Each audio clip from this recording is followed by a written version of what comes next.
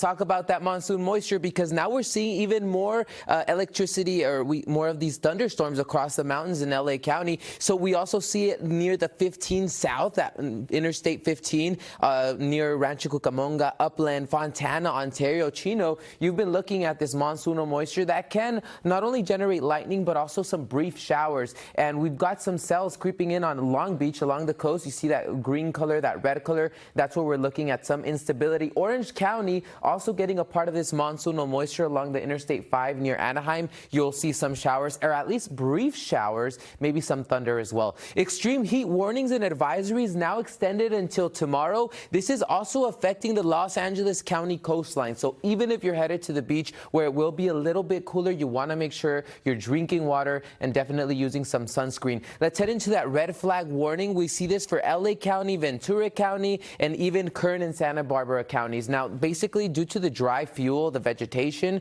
and the lack of rain that we've had over the last couple of months, we do have extended risk for heat and also fire. So basically, if a fire starts, it can have a crazy behavior, extreme behavior. So that's why you want to be very careful with any type of cigarette butts and barbecues, any type of bonfires. Make sure that everything is completely out before you leave an area. Right now, it's in the 70s. It's not too cold. We've seen very short relief overnight. However, this afternoon we will see high temperatures above average again. 107 in Barstow. Boy, is it going to be hot in Lancaster. 107 as well. Inland Empire, pretty much the whole area, at least getting up to 100 for Ontario, but also some cities like Riverside and Paris can reach up to 105, 107. 90s in Orange County from Laguna Niguel up to Santa Ana and Anaheim. And then if you're going to be in Ventura County, you're going to be looking at maximum temperatures in the 80s. 94 for Thousand Oaks. It's going to be a hot day in Santa Clarita. Maybe if you're headed towards Six Flags, 105, 106 in that area.